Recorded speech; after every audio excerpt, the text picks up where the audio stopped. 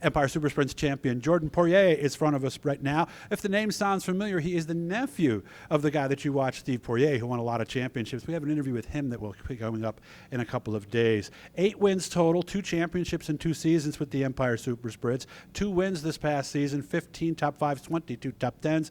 Jordan, how are you today? I'm doing good, doing good. Happy to be here to celebrate. It's going to be nice walking across that stage as a champion for the second time, right? Yeah, I've been here for a few years doing with Steve winning it, so it's cool for us to be doing it for ourselves this year. Were you a kid at some point coming with your uncle to this banquet? Oh yeah, I did.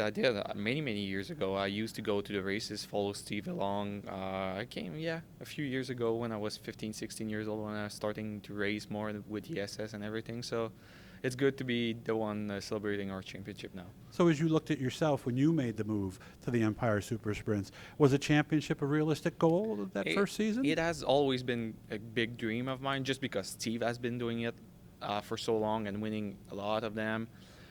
Even back then he was running Modify, but I was too young when he was running the Modify, so I was already always more hooked up to the sprint car. So it was always the goal to win one, and now we got 2, so it's an awesome feeling. Yeah. When I look at the stats, I mean, there's drivers who had a higher winning percentage and won more races than you. Was consistency the reason that you got the championship this year? Yeah, I do think when you're running for the points, some nights you need to just pace yourself. Third place is still better than crashing or in between finishing second. So I do think I'm good to pace myself, and that's why we're doing so good in the race season long points. We wish we could win in more races, but hey, at the end of the day, we're still happy to win the championship. You know, and you're right about that. I mean, I've seen it, and I'm sure you, as you grew up around it, saw drivers who, like somebody told me a few years ago, if you're a third-place car, don't wreck it going for second. Yeah, exactly. When you're running for the points, you got what you have, so you got to survive with it. I've learned from Steve a lot. He was super mental guy, super smart guy. Mm-hmm. Like, you don't push it. If it won't work more time than don't, it will end up in crashing or something happening. So yeah, that's why we're so good in consistency. Yeah. Most people I know who grew up around it like you, maybe their father raced, maybe their uncle, like your situation, they said that even when they were a child and even when they weren't even racing yet, there were certain aspects of the sport that they stressed. Were there some things that Steve told you early on that you still think of when you're racing today? A lot of them. I learned everything pretty much from him and my dad racing. Setup-wise, you need to be important to have a solid car. 95% of the job you do on the racetrack is coming back from the shop. That's what you bring to the racetrack. So the emphasis always been in bringing good car to the racetrack and just at the racetrack do your job and everything should be going good. So I think it was that Steve emphasis with me, and just pace yourself during the feature. Just be cautious, not wrecking, and just end up with 4 wheels on the race car at the end of the night. How do things look at the shop now? Are we still disassembling and taking the cars apart, or have we started building for next year yet? No, we disassembled 2 of our car. We sold one. We ordered a new car that's supposed to come December, January. So I'm in the middle of that, sending my engine to Parker.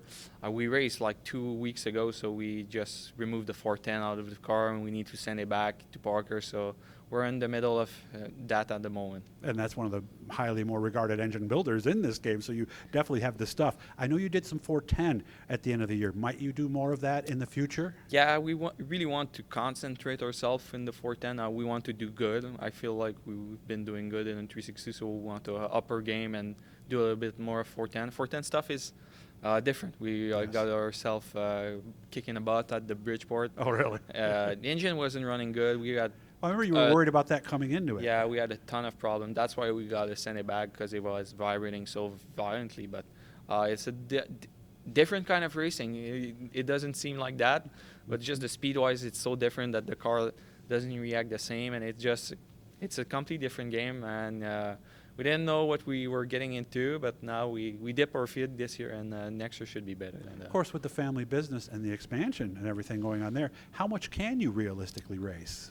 I try to race the more they let me go. I try not to quit too much on the week, because now I'm taking a more serious job into the company, so it's harder for me to quit during the week. But At least they're still letting me go on Okay. Friday because ESS got a lot of Fridays race. I try to do like in between 30 and 40 races a year just to be. At some point it's enough to. It's a costly sport, so and we want to. You don't want to cost too much to the company at Yeah. the same time. That racing is still an hobby, and you want to. The company is paying for it, so you want the company to do good.